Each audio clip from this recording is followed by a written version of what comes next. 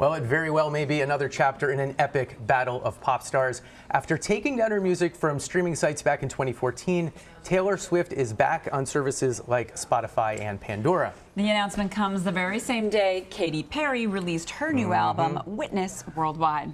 Jen Peros is Entertainment Tonight's senior news editor. All right, Jen, what's the deal here? Do you think this was intentional that Swift put this out? I mean, dropped this right on the same day Katy Perry dropped her album. The same minute. So the last thing that we heard from Taylor Swift, she performed at the night before the Super Bowl, and she was like, you guys basically won't hear from me for the rest of the year. I'm taking off, I'm recording new music, and you'll see me at the end of the year.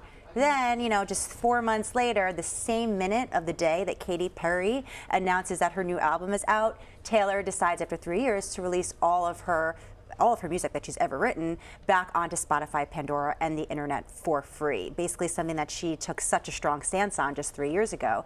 So yeah, this is definitely intentional. Okay, but to be fair here, I mean, there must have been a lot of in the works going on if she's about to re-release all of her albums on all of those platforms. This has been a big deal for Taylor Swift to keep things off of those platforms. She was sort of having this fight and wanted people to know about this. That had nothing to do with Katy Perry. But you're saying, I mean, but there's no new music. She basically is just putting music that she's already had, in her Rolodex out there. It's not like she released a new single or anything. And there's no secret that they've had this ongoing feud now for 7 years. Katy Perry, of course, last month on James Corden kind of reignited it and said, listen, she's going to start this fight. She needs to finish it. And, Katy Perry has really been out there, even from the Manchester concert this past weekend. She's put herself out there to kind of be in everybody's face before this new album, Witness, comes out. And then you have Taylor Swift kind of coming in and stealing all the headlines away from her. The other interesting thing is it's often portrayed as a personal feud, but we first learned about it when Taylor Swift, kind of anonymously in this Rolling Stone interview, said that there's another pop star who tried to sabotage my tour. And we kind of later found out it was Katy Perry. So this is kind of a turnabout professional response. But what else? I just want to talk about this feud. What else do we know about the feud and why they So it's been going on for years, right? So exactly. Right before the Rolling Stone interview, I think it was in 2012. Well, it first all really started is Taylor Swift had a short romance with John Mayer. Okay? It all comes back to John Mayer. It always comes back to John Mayer. Boy. I know, that guy is, oh God, John Mayer. But yeah, so of course everybody thinks that Taylor's single Dear John is about John Mayer. Comes in Katy Perry 2 years later. She starts dating John Mayer for over a year. And Taylor made comments saying, well, I thought we were friends. If a girlfriend is not going to date your ex-boyfriend, and that's exactly what Katy did.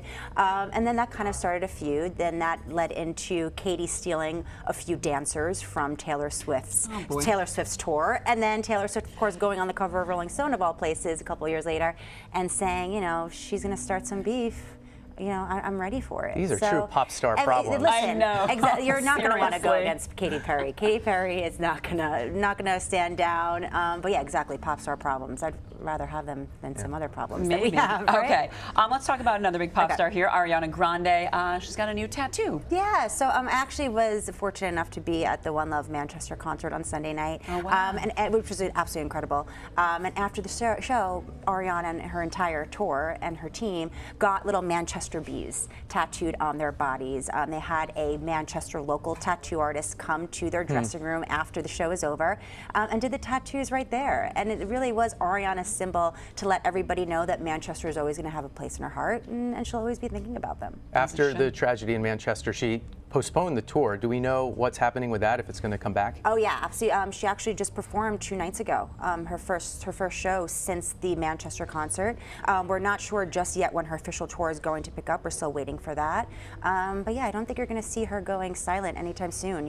She spoke to all the victims. She spoke to parents of the deceased girls that passed away, and they all said, go on with the show. Our daughters would have wanted you to keep on performing, so don't stop. She's done a really good job, I feel like, responding to that tragedy. Absolutely. And being supportive. Class act. All right, excellent. Jen Peros, thank you so much. Thank you, guys.